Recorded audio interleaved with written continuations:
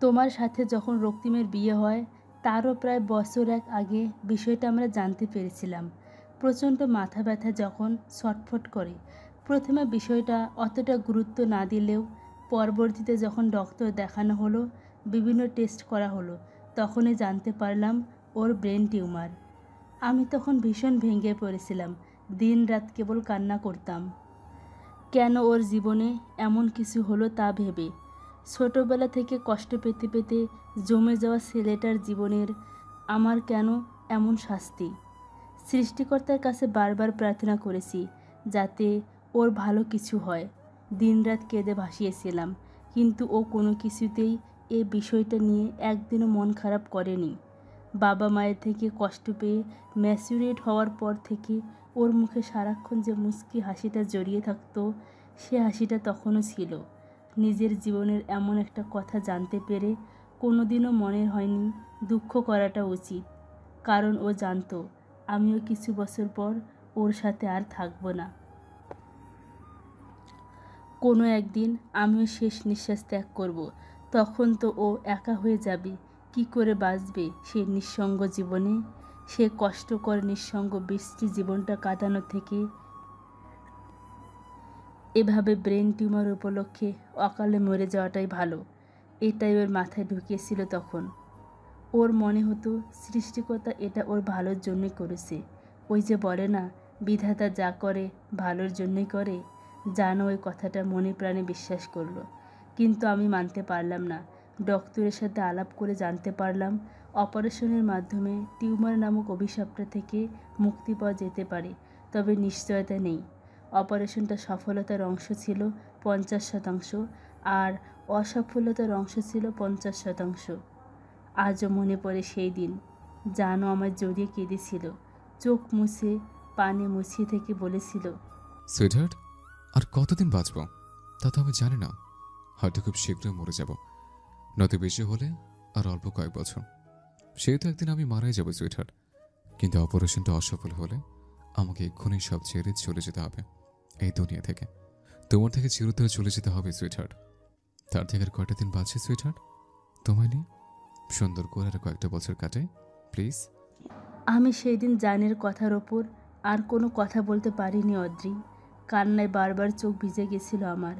তারপরও সেই প্রসঙ্গে জানের সামনে তুলিনি কোন দিনই আমি। যদি ওর মন খারাপ হয় সেই ভয়ে আর কোনো দিন এই বিষয়টার মনে পড়তে দেইনি।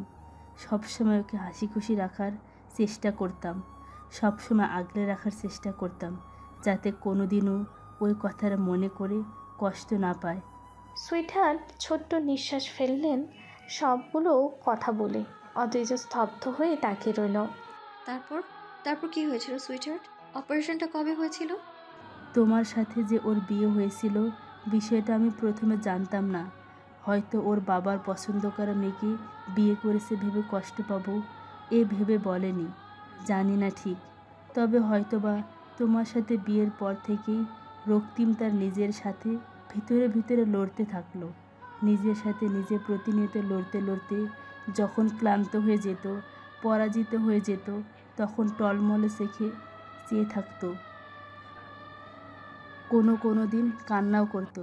আমি অবাক হয়ে চাইতাম যে সব দুঃখকে লুকিয়ে হাসতে জানে, সে কাঁদতেও জানে। ওই দিনগুলো আমি টের পেয়েছিলাম। আমার ছোট্ট দাদু ভাই যে সেই ছোট্ট রয়ে গেছে, তা ওই দিনগুলোতে আমি বুঝেছিলাম। বারবার বলতো, সৃষ্টিকর্তা এমন কেন করলো আমার সাথে? আমি দীর্ঘশ্বাস ফেলতাম। প্রায় 1 মাস, 1 মাস থেকে কম হবে অবশ্য। ও আমার থেকে দূরে ছিল।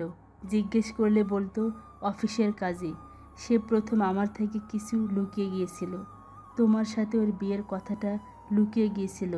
যেই দিন জানতে পারলাম তোমাদের বিয়ের বিষয়টা, আমি বাকরুদ্ধ হয়ে তাকিয়েছিলাম। সত্যি বিশ্বাস হচ্ছিল না আমার। পর মুহূর্তে অবশ্য আমি হেসেছিলাম। আমি সত্যি চেয়েছিলাম ওর জীবনে কেউ আসুক, কেউ ভালোবাসুক ওকে। আমি যখন থাকবো না দুনিয়ায়, তখন যাতে কেউ ওকে ভালোবাসে, আগলে রাখি, সত্যিই চেয়েছিলাম।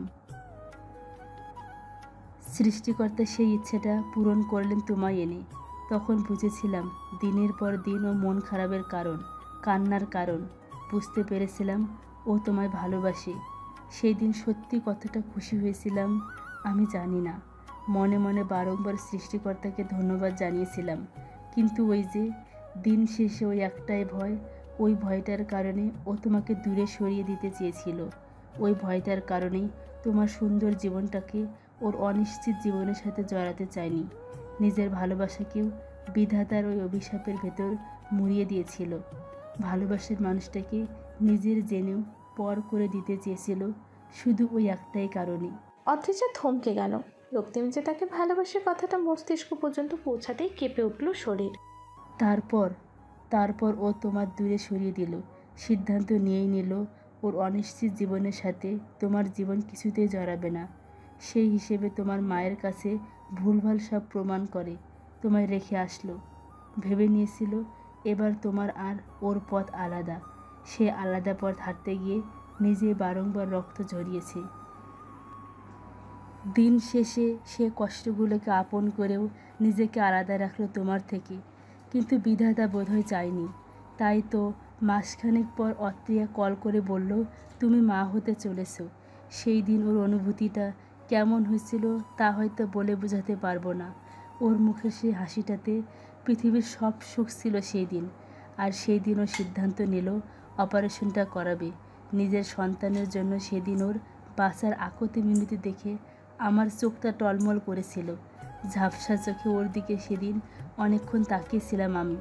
তারপর সেই সময়টা এলো, দেশ ছেড়ে অপরিচিত দেশে ওর চিকিৎসার জন্যই গিয়েছিলাম।